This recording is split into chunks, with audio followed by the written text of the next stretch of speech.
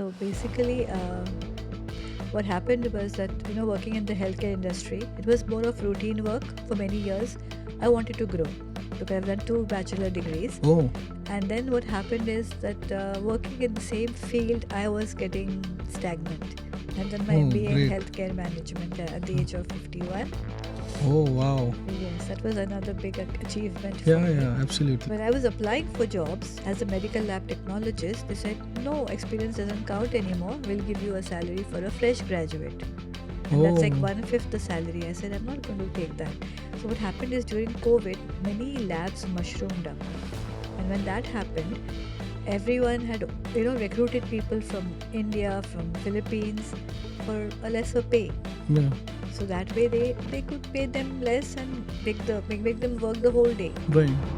But I wasn't ready for it.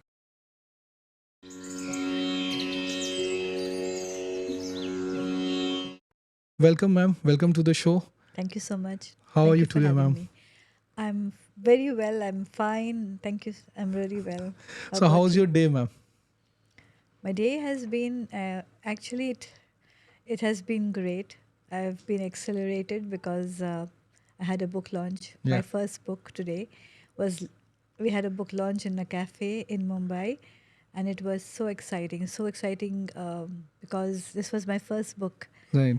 and I had just written the book, sent the PDF for formatting, for proofreading, editing. But today, when I felt the book and I felt that this is my book, it felt wonderful. Yeah, absolutely. So, oh, I have heard that you have come all the way from Kuwait for an event, and this happened to coincide with your event, right? Like the book launch happened to coincide with your event. Right. So, how was it like? Like coming Yeah. all the way from there and getting to Exciting. Exciting. Very exciting. And I had this person sitting next to me on the flight. And I was so excited. I told him everything about it. I was like, oh okay, this is my first book. And I mean, he got excited. So I can imagine, like, if I can, bring a smile on his face, I can definitely, how I must be feeling. I was so jubilant and yeah, on yeah. top of the world. Yeah. So I have read about your journey, ma'am. You were a healthcare professional, right? Mm-hmm. And then from healthcare, you have become a coach. Mm-hmm. So how this transformation happened, and what was the reason behind it? What was the motivation rather behind it? Okay, so basically, what happened was that, working in the healthcare industry, it was more of routine work for many years. I wanted to grow because after I did my bachelor's, which I've done twice because I've done two bachelor degrees, Oh, and then what happened is that working in the same field, I was getting stagnant. And I said, I want to learn more. I want to do my master's. And then I resigned from the ministry mm, in Kuwait. And when I resigned for another reason. My daughters also had to go to college and universities. right. And that year, COVID happened. Oh, So when COVID happened, there were many other things that happened. I lost my mother, and she was my only best friend. So it was like I was going through a very rough patch, and I got a job as a lab manager for COVID because I used to do PCR. lab manager for COVID. COVID, Okay. yes. So that was a very tough job. I used to be working 14 hours So what you per used to day. do there, ma'am? PCR, only PCR tests. Oh, PCR test. Okay. Yes, Okay. because I was handling PCR, and actually I had set up PCR lab where I was working initially. Oh, And when I was doing this, what happened is that COVID went down, it subsided, yeah. and that way I lost my job too. Oh, So when I lost my job, I did not know what to do. And at that time, my husband didn't have a job because he didn't have a job and he wasn't getting a job because of too much of experience. That's what they said. And too much of experience. yeah, they don't want too much of Oh, experience. So when I was applying for jobs as a medical lab technologist, they said, no, experience doesn't count anymore. We'll give you a salary for a fresh graduate. And that's like oh, one-fifth the salary. I said, I'm not going to take that. So what happened is during COVID, many labs mushroomed up. And when that happened, everyone had, recruited people from India, from Philippines for a lesser pay. yeah. So that way they could pay them less and make them work the whole day. Right. But I wasn't ready for it. Yeah. And I was like thinking, what will I do next? Then I'm a Toastmaster. That's Toastmasters about public speaking and Yeah. leadership skills. So I was talking to a very good friend of mine, and he said, "Why don't you ask your husband? He's been in the finance field for so many years. Why don't you ask him to do some kind of coaching? He could teach people, he could coach, he could even guide." So I looked up coaching, and I looked up coaching for myself. I looked up things like nutritional coaching, I looked up health coaching. Yeah. So I was like, again, looking at medical field. Industry was healthcare for me. And in that in this time, I had done my MBA, by the way. I had done my Oh, MBA in great. healthcare management at the age of 51. Oh, wow. Yes, that was another big achievement for Yeah, me. yeah, absolutely. And when I was still looking, what do I do? What will my niche be? Which one do I select? I also looked at emotional coaching, life coaching. So I came across one of the ads, and I don't know, it was very convincing. And we had the first free webinar. He convinced me. He said, he in fact called me twice and he said, "I think you're made for this." Hmm. And he said, even if you do international business coaching, you can still be guiding people for life coaching. You can guide them for nutritional. You can, and it'll be encompassing everything. Hmm. And that's when I decided. So instead of my husband getting into coaching, I got into it. Yeah. So, ma'am, you said you did MBA at the age of 51. Yes. So, I believe at that time you were not in the job, right? And you were looking to Uh, change the things, right? Change the profession, I believe. when I did my MBA, that was my aim. That's why I had left the ministry. But when I was working with the COVID lab, No. when the samples were getting lesser and lesser, that's when I took the initiative and started the MBA, which was online. But I had come to Bangalore to give the exam. It was from the Jain Okay. University in Bangalore. Great. So that was done. So, Yes. ma'am, now, I mean, the younger generation, what people now are today, they are very hesitant in, taking the hard yard and taking that, going that extra mile, like which you did. Like, for example, if somebody is thrown out of the job now, and for example, he or she is in 30, 35, it becomes very difficult for them to, again restart everything from, zero. Obviously, you have the backup and all that financial backup, you might be having a lot of savings and all that, but in spite of that, you have to mentally you have to start from zero, right, in a new thing. So I think you in that way also inspiration for a lot of people. Thank Like you. if you can do at the age of 51, then definitely people who are just in the 30s or maybe late 30s, they can also restart their journey if they have faced any roadblocks or hindrances. True. Now, coming back to your the work with the ministry. So what was it like and how it is different from India? Like what was your portfolio there, and if you could share something? Yeah. Well, when I started off as a medical lab technologist, it was completely different. We had to do everything by hand. Even simple things like antigen antibody testing, we had to prepare our own, antigens, prepare our antibodies because we didn't have standardized kits. Right. Then the kits started, and then slowly, slowly, it became automated. Like the machine would do everything. So Right. earlier we used to do the washing, we used to do the additions and all by hand manually, but when it became automated slowly, then other things came in place. And because I had a good record at work, they put me in this PCR section where there was nobody at that time. Hmm. So PCR was just coming up. This was in the year 2000. And PCR was not a known name also. It was a technique. It has existed since 30 years. But the thing is that the technique is such that 30 years back, what they used to do, it's completely different from today. Okay. So when we started in 2000, we also had those techniques. Like we used to uh, prepare those primers, run them with samples, and then we used to run agarose gel. So prepare those agarose gel. So all that has been slashed off. You don't do Okay. that again. But when you're doing all that, you will learn how to troubleshoot. You will learn the intricacies of the test. You understand what you're doing. Right. You understand why it's being done. And that was PCR at that time. Right. It was a conventional method, and now it's a different method. Right. So what used to be taking 3 days, PCR used to be 3 days, Yeah. and now it has come down to an hour. Correct. So when this technology is changing, so how difficult it is for you to adapt to that technology when it is changing? Like as you said earlier, it was manual. Now it's more automated kind of a thing, right? True. So how do you cope up with that?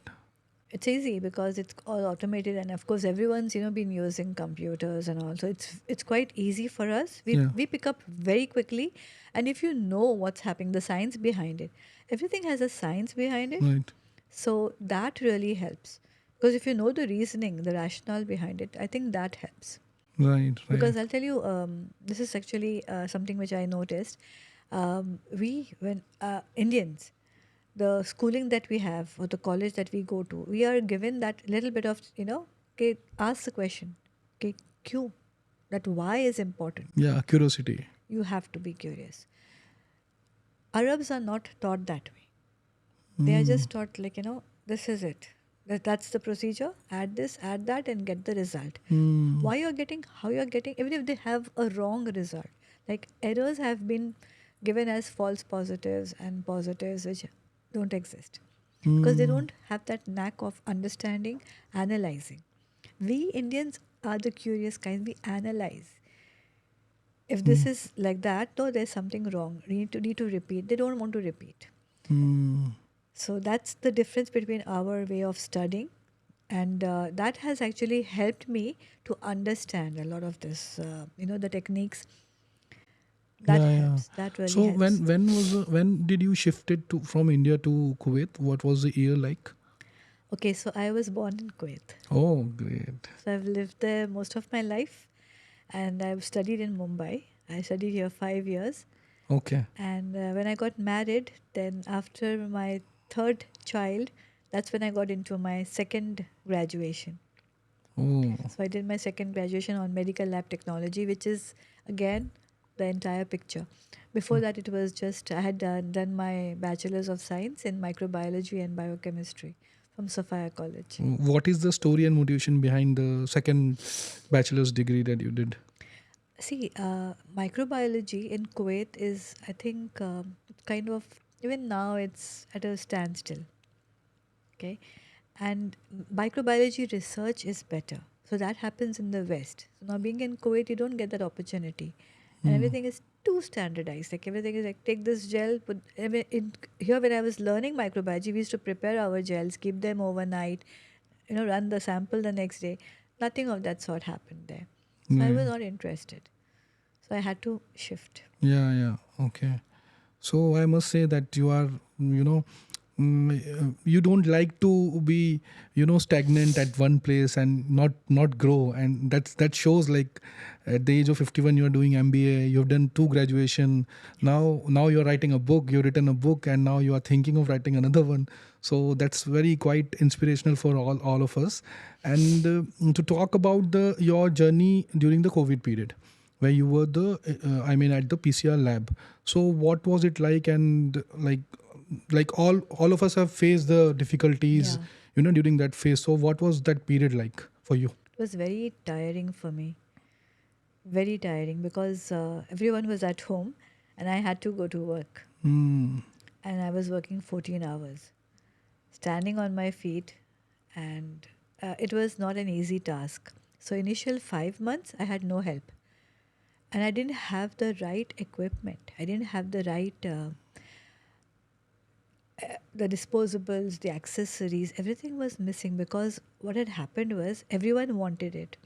Everyone was ordering from China. They were ordering, and they were ordering the cheap stuff. So when our lab had to order something like that, just to start off the lab. Yeah. So the lab did start. The day it started, I had finished my first round of COVID myself. I Oh. had suffered. Yeah. So I got that on July 16th. I can't forget the date. And Mhm. July 30th, they called me. It was 15 days. They said, please, you need to come. Our lab is ready. And we might have just about 18 patients. I said, okay, I'll come for 18 patients. So you were alone there? You were alone. I was alone for five Oh. months. So when I had that 18 patients, I saw 18, I saw there were more samples coming in, and I had about 180 samples, like 10 Oh. times more. But the sad part was I had only one centrifuge which could do 24 samples. So doing a PCR extraction itself, it took me 2.5 hours for 24 samples. So for 180, you can do the Yeah. calculation. Yeah. Yeah, it was almost like the whole day. So I had gone because I was very tired. After COVID, I was very tired. I had a very bad bout of my cough and no, my I was going out of breath. So that day I wasn't well, but I just went because they had hired me and they wanted me to do it. So Mm. I was a lab manager in name, but I was actually the lab technologist doing the work Right, right. because they didn't have anybody at hand. And Mm. slowly, then they started hiring people, and they brought somebody from the opposite lab to help me, which was good. But that happened after a while. Mm. So, ma'am, when we are I generally hear what we used to do. I mean, what a lot of people has done that. Yeah, Like when we wanted to travel to particular city, you need to have that PCR report with you, right. right? To show to the airport, to show to the authorities and all that. A lot of people, there were a lot of what you can say, like uh, there were a lot of fake reports that were being made. Here in India, especially, I'm talking about. Because they want to So travel. yeah, because they have to travel, and they are, suppose for example, if they're given to a lab and they're not getting in that particular during that time, so they just do some Photoshop and all that, and a lot of people have done that. I Yeah. personally know a lot of people those who have done that. What was thing like there? Like, did you get any pressure, like you have to give a report early, or you have to like all these sort of things were happening there? No Photoshop, no false reports, but we had to give urgent results. Hmm. There were many cases where people were losing their parents or family Yeah, I back in understand. India Yes.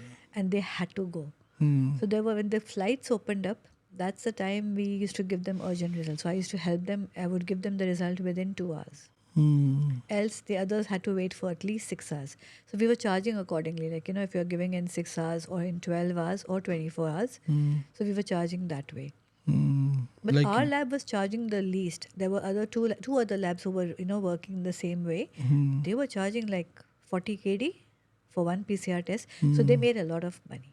Yeah, And yeah, 40 KD, if you multiply by 280, that's the amount, yeah. the total that they were paying. And people were ready to pay. They Hmm. were paying. Even if it's like they had to do it twice a month or, they were doing it as often as every week. If they have a headache or if they are coughing, they will just come to do it. Hmm. A lot of people have taken advantage of that period, because I have heard stories where even the I mean the laboratories or the chemist shops where they have that particular kind of injection, they were holding it, black marketing it, and they are not selling it for that particular price, and they're selling it for 4 times 5 times price, and people were actually paying it, Yeah, they were. like, because it's a matter of life and death for them, right? So a lot of people have misutilized that, what you can say, in their terminology, you can say they have their argument and they are saying that it's a business opportunity for them. But I believe business opportunity, I understand, but if, for example, if a price is 100 rupees and you're giving it for 200, that's understandable, because you are giving in an emergency situation. Right. But if a price is 100 rupees and giving for 1000 rupees or 500, 600 rupees, that's unfair to the people who are suffering, and that's unfair for you. I mean, that will be in future, somehow will impact you, that thing, that which a lot of people, that's my personal opinion on that. True. And because I have close connection to the people who are from, who are either doctors or either in the chemist, they own the chemist Mm-hmm. shops and all that. Mm-hmm. So keeping that sad part aside, so when you're coming here, like, for that event, and you were expecting the book to be in your hand, your first book to be in your hand, so what was the feeling like? I told you it was amazing because when it had gone for proofreading, for editing, for formatting, I was waiting. I was looking at the book again and again. I was reading through. Yeah. So I would look at those minute details where there would be a change and we would require the change. But then when it was complete, the format was complete, I was waiting for the printing part. And seriously speaking, when I saw it today, when the box came, I was very curious. When will he open the box? He said, "Not now." I said, "Can I just have a look, peek?" And he said, "No, just wait." So I wanted to see and feel the book. So when I Touch the book. did, Yeah. I was like, "This is my book." Yeah. That was awesome.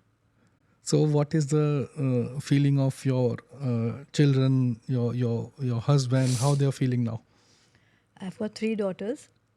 One is in Kuwait, and one is in London, one is in the States.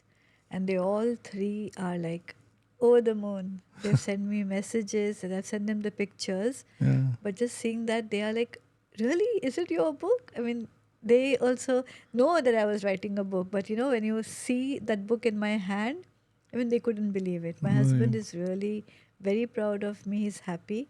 He supported me all this while. He's the one who supported me. Right. Right. So, to talk about your book, what is it about? Okay. So, like I said, that when I did this tangential shift from science to business, uh, what better way than to make them both meet? Right. So that That's was your that subtitle was as well. yeah, that's my subtitle. So that's what I wanted. That because when I was in college, I was a science student, and I've always loved science over business, business and economics, yeah, accounts. Right. And my brother, he was in that, and he would talk about that, using jargon, and I would like never like it.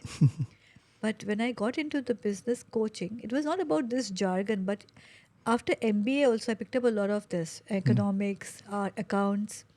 I topped in that. I got 96 in accounts. I was like, wow, I could have been something else. Yeah. But then I realized that everything is connected in this world. Right. So I Absolutely. wanted to connect science with business. Business. So what does it tell? I mean, the book. Is it related to the laboratory work which you did? Yeah, it's actually related to people who have worked in laboratories, Mm. how they can also set up their own laboratories tomorrow if Oh, they want to be entrepreneurs and open up their own laboratory. correct. Something that clicked in my mind was a friend of mine, an ex colleague. He opened up his own lab, that was in Kerala. So he opened up a simple, small lab. But what happened is, I asked him, how are you doing?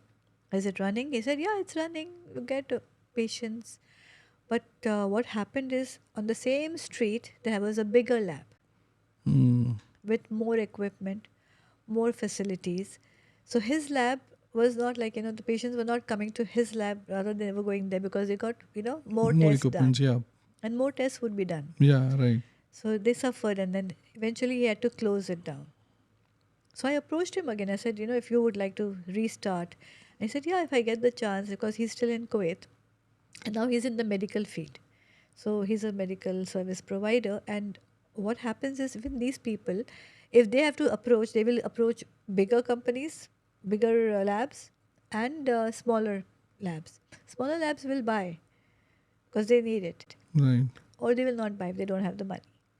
Right. Right. So when So they suffer, yeah. Yeah. medical So service. is this business a profitable business in your opinion? The lab business. Lab business is a profitable. Everyone needs to do lab tests, Right. especially in India. Yeah. Especially in India. In Kuwait, some of them are given the free tests because Yeah. a nationality, Yeah. Yeah. The government provides it. the government gives that. Yeah. And then some of them have the insurance, so they only pay 10%. So they wouldn't make that much. But in India, they can definitely do a good job. And now with automation, so Yeah. giving results on time, you're giving them quicker results.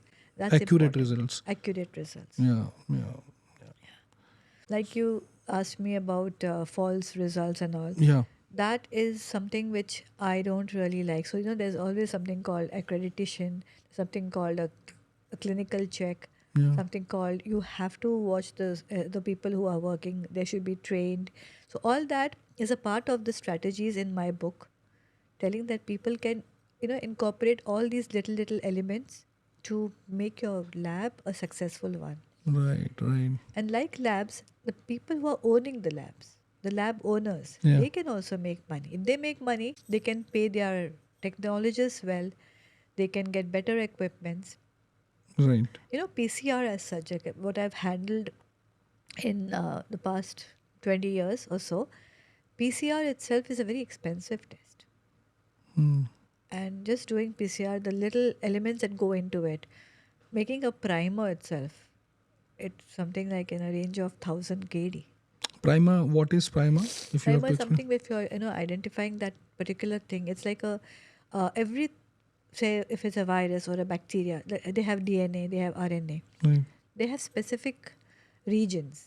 Those regions have to be specified with primer so that they can attach, and that's how the PCR works. When Right. there's attachment, then there's elongation. It's like you feed them, primers, you feed Yeah. them food, Yeah. and then they grow.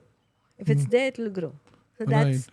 that's the analogy I normally give. It's Yeah. like, you know, Yeah. you provide the food and it will grow, and then you'll see the bacteria or the You'll see virus. the result. Yeah. Okay. In college, I used to hate virology. You know, that particular section of virology, Yeah. I used to hate those classes. And when I went for work in Kuwait, I got stuck in virology for 25 years. Yeah. So this is also something that happens. And that's why I was saying I was stagnating. So I needed to grow. So you needed to grow. Yeah. So what next from after becoming an author? What is the next step? What is the next growth phase in your life that will come? Another book. Another book. Yeah. So So maybe a fiction one. maybe. Yeah. I'll keep that as an option too. Yeah. I have two options right now. Um, Someone asked me today itself. So I said, yeah, I do write stories. Like I'm a Toastmaster, so I write a lot of stories. Yeah. I write speeches. And just before coming here, I had a contest. Like one day before I left. Okay. So I qualified for all the four levels Oh, in that great. too. And we have four categories and I qualified in that. Yeah. So I think my stories sell. Yeah. So if your stories sell, you can write a book. Definitely, absolutely. I think I've seen your social media. I think you need to be more, vocal about your stories. Like since you have become author now, so you Yeah. need to talk more about your book. See, for an author, you have to become the best person to market your book. You Okay. are the only person who will talk about it, right? When obviously it's new, when it is recently launched, people will become aware when you talk about it, when you will tell what your book is providing, what value your book is providing to the people, right? As you said, your if people read your book, they will come to know like how they can make their existing or a new lab business into an profitable or an effective business, right? Yeah. That's what your book provides, right? And all that, as far as I have read it, all the technologies, how they can enhance it, how they can be more technological savvy than the human, the manual, not doing the manual thing, but doing with the latest technologies and all that. True.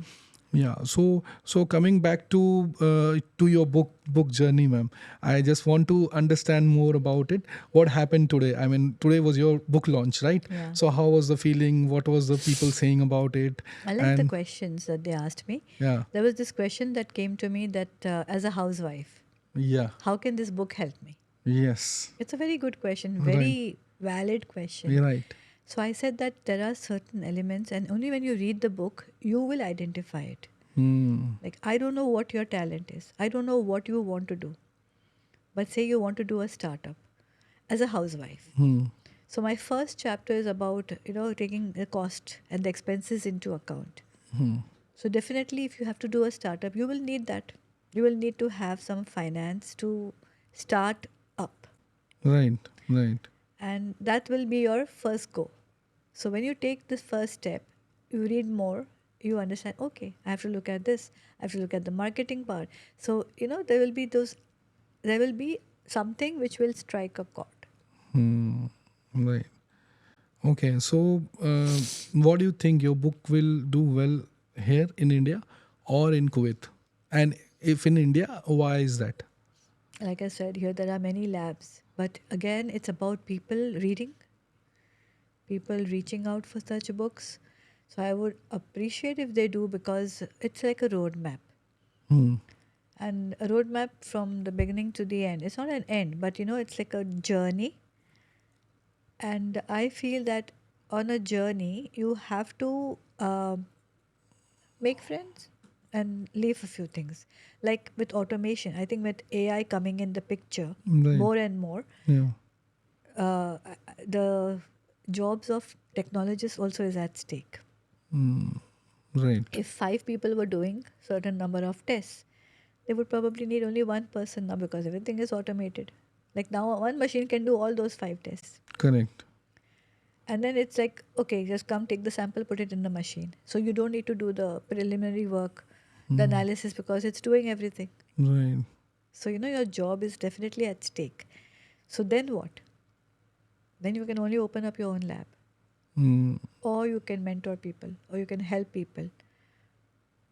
Right. because lab technology, or you can say lab technologists or laboratories, have been there for a long time. Yes. Any test. And there are so many more, not just PCR, but if you look at there's a blood profile, there are like sugar tests, so many other tests, and you Right. need a lab for that. That's important. So you Right. need to. So, to talk about your journey as a coach, so what do you coach people like about what? Yeah. So I had this client, and he was really confused. He had many businesses, and he didn't know how to, deal with it. So I like to guide them. I like to help them. I devise certain strategies, and firstly, I work on their mindset. What are you thinking? Why do you have so many businesses? So I work on the mindset first. I work on um how they are managing their business. Sometimes people, like, they think, okay, I've got a business, I'll do this, I'll do that. But then write it out. Write your goals. Where are you leading? Like, you should have a vision, you should have a mission. I want to complete this by this time. Only then Right. you will succeed. So I teach them that. I kind of not teach, but I guide them. Basically, it's about facilitating, Yeah. Yeah. helping them. Yeah. Yeah. So, do you take certain? I mean, do you have any events where people can come and see you Yeah. guiding them, and where does it happen? And can you I've done 2 webinars till now. So since webinars? I'm an Okay. international business coach, yeah, webinars work. Yeah. But if I have to do in Kuwait, recently we came across something called WBAC. It's something for uh, ladies, entrepreneurs who Yeah. want to do startups. So it's about women entrepreneurs. Okay. It's like an accelerator. That's the business forum. Yeah. And they need help because what they did is they started off as buying things from China and selling online. Right. But they're not making much because everyone's doing it. Correct. So I told them, what's your USP? Find that out. But that's also a part of my book, if you notice that Yeah. that Yeah. you have to find your niche. You have to find your Your USP. own voice. Yeah. Yeah. Correct. Because if you're selling something different, then only people will buy. And Correct. that's the case also with labs or with any other business. So being an international business coach, I can guide anybody. This doesn't have to be labs. But why labs I chose as a niche is because I associated with them. Mm. I had thought of many other things before this. I thought of helping ladies at home, doing nothing. And they can do stuff, some startup. But then what resonated with me is, okay, they want to do business, they want to, like start somewhere. I can help them. But do they have the money to give me? I need to get that money, right? As a coach, or in this world, you need to get money for Correct. anything, any kind Absolutely. of Yeah. work. Yeah. So that was what was not, working. So then I Hmm. shifted to something else. I shifted towards people who are like just entrepreneurs in the business, recent, maybe 10 years or 5 years. And I spoke to a couple of them. So some have taken some advice, Hmm. but no one turned to be my client yet. I'm waiting for my second client. I have one. So, if I had to ask you, ma'am, what made you write this book? So my motivation was my mother. When I was young, my mom loved to read. So watching her, I love to read. Whatever my mom did, I love to do. And What she she used to instilled read? everything. But not novels. It wasn't those kind of books, but magazines. At that time, magazines was Yeah. Yeah. Yeah. the in thing. And those women of that era, they used to love that. Be it Stardust, Hmm. Women's Era, and those magazines from the West. There was a Woman's Weekly, Yeah. and one or two more like house home craft. And she was that kind of a woman who liked to go through this. She would subscribe and she would order. At that time, you didn't have so much of market for clothes, and also she would order clothes for us, for Yeah. herself. So that was what she liked. And when we used to have those magazines at home, I used to always मैं चाट जाती थी. I used to love doing that. From page one to the last page, and Yeah. I knew the magazines by heart. It was like that for me. Wow. And then when I was in class 5, my best friend at that time was Sadia. She's in London now. She instilled in me, okay, you should, how I should study. So that way of studying was like, read this, go through it, understand it. comprehend. Right. And I learned the art of studying. But then I got that first book of mine, Nancy Drew. Hmm. Every girl's favorite. She was our heroine, the detective. So Nancy Drew was like, at that time we didn't have libraries in Kuwait. We still don't have many, but I couldn't get my hands on that book. So whenever a friend brought a book, I would say, please, can I take it? I'll bring it back tomorrow. One day I will read it. Hmm. And we used to read. So my mom made us sure that we will study in the evening and we should take a nap in the afternoon. Yeah. I would go under the covers and read, Hmm. hide from her and then read, finish Yeah. the book. Because I have to return the book the next day. Else I won't get another book. Yeah. Yeah. So Where do that you used was to my return it? motivation. Huh? Used to return the book? Yeah. But there are a lot of friends to whom we give the book, but they never return Yeah. back to us. That It has has happened happened. with me. Me too. So I've always returned back. I think I'm more honest than they are. Yeah, I've lost many of my books that way. Yeah. Yeah. Right. Right. And then So I had read Pride and Prejudice. yeah. That also excited me a lot. Hmm. I don't have sisters, but I was like, wow, it's so much fun to have sisters and this kind of a life. And in class 10th, I read the Shakespeare tales. Hmm. That again excited me. I said, like, that's why this guy is a genius. So I Hmm. wanted to write a book at that time. When Yeah. I was in class 10th. Told my mom, one day I'm going to write a book. But she said, what? On what?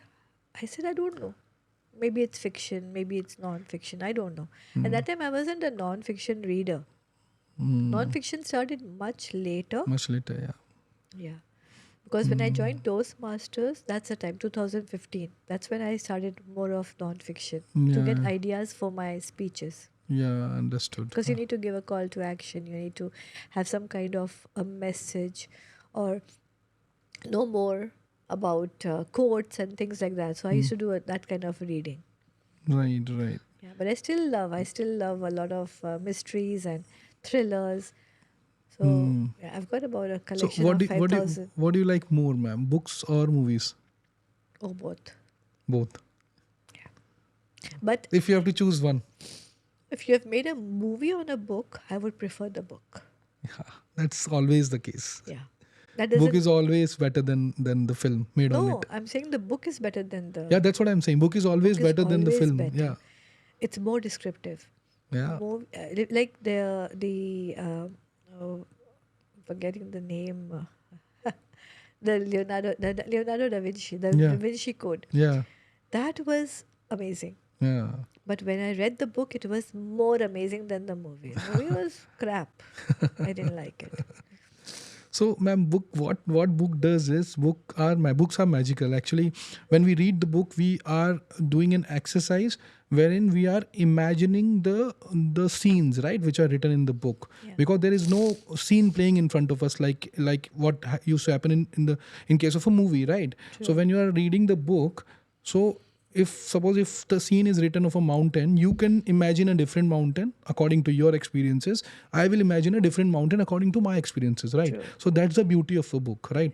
It's very personalized experience which you visualize when you are reading a book. And that's why I believe to write a book or to read a book, it's more engaging or more, what I can say is soul satisfying than watching a film. That's what my personal opinion is about books. Right. So that's why books are magical, and that's why they say whenever they make a film on a book, they always lag behind, and books are always better when it comes to adaptation on the Yeah. story of the books that they make. But So many that's people don't agree with that. yeah, I know Because that. they say that we don't have time to read the book. Time to read. That's the Movie they problem. can watch for 3 hours. Yeah, But a book will take more time. Because they're yeah. not book readers. Right, right. But I believe this has to change somewhere, and we have taken that step. We are helping authors, helping writers to write books, and we are giving them platform to publish the book, or we're coming ahead, in future, wherein we will be giving the people not only who are writing the books, but who are writing short stories. So there is one concept wherein we will be coming up with a concept wherein people who like to write short stories, we will take their short stories and we will shortlist it, and if it is shortlisted among those, we'll be making short films on that. Then they will be having a video format of it. So to give them see, there are anthologies which happens, right, Yes, in the form of a right, book, wherein right. 10 different writers writes a story, and all their short stories converted in the form of a book, wherein we'll publish the book, Right. right? But that has to happen in the form of a video as well. That has to happen in the form of a short film as well, wherein they will understand, like, if their story is coming in a form of a book, or if their story is coming in a form of a film, what is the difference like? They'll Okay. be understanding it, and then I believe this thing will change. That's what I like to do in future. That's what my, you can say, Emphasis. vision Yeah. is for the future, like for the books. And Amazing. I believe all of us should contribute towards this, wherein we should educate our next generation to read the books. Like, I have a daughter, 7-year old, so I have taken a library membership for her, wherein she go every Sunday and subscribe, take a book and read it and give it back. So that's the reading habit should be there, I believe, as early as possible in your life. That's what my opinion is. So I'll tell you, I've got three daughters, and none of them share what I like. And I like a lot of things. I think people tell me I'm too much multi-talented. I get myself into many things. Like I sing, Oh, wow. I paint, I write books now, I read, I play Scrabble. I'm an international Scrabble player. Hmm. So Oh, I'm heading to Bangalore from here for my international Scrabble tournament. wow. So, I'm into too many things and none of them are. So, reading was never their forte. And in the house, I used to always have books. Always have books. I've given them all away because now nobody will read. They are Right. like those books for kids.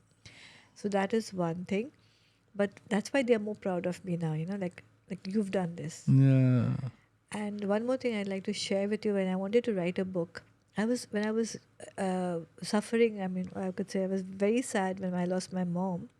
I wanted to write. I was writing. I started writing blogs. Hmm. So I have a site where I write my blogs, and then they became very, varied. I was writing blogs on cooking, writing blogs on my mom, blogs on friendship, blogs on myself, my travels. So I love traveling. So I wrote some blogs on traveling and photography. So I've done, like, different blogs. And then I met somebody. I wanted to write something in a book.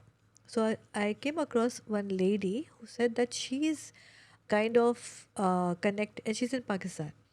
So she's connected with somebody in India, maybe Delhi, and she can have my story published as in an anthology.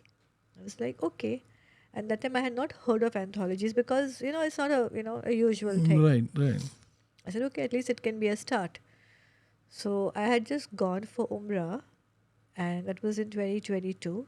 So when I came back, I wrote how my Umrah journey was, and that's what I gave her, and we had that published. So I Great. have that too.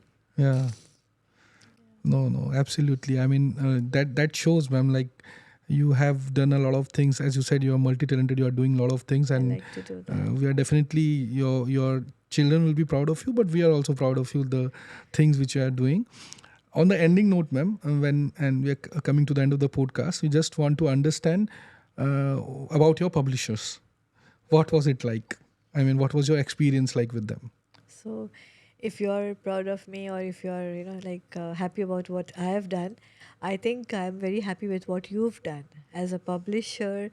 Yeah, like being in Kuwait and following up with you, it was a little tough. But yes, I would get the messages across, and I would wait. The waiting time was too much for me because sometimes, like, you had the weekend, and it was my first working day. So I'm Yeah, like still waiting for Monday to come. yeah, So that wait was there, but I got uh, results delivered. As you promised, that was delivered. And that's important. yeah. Because sometimes when you promise and you keep delaying things, it means you're making excuses. And I don't like people who do that. Right. I really don't. I don't even deal with such people. Because if you're making excuses, it means you are lying. Either Mm, you're like hiding something, or you don't want to do it. right. But I was very happy. I'd approached two or three, like just try to find out, like, other publishers. But when I spoke to Mr. Mubin and he said, "Give me your number and name," and when I spoke to you, I was quite convinced. I said, Mm, "Yes, I'm going with this." mm. Great, ma'am. Great.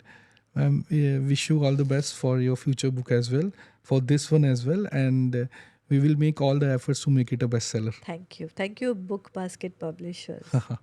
Thank you so much. Thank you, ma'am. Thank you so much.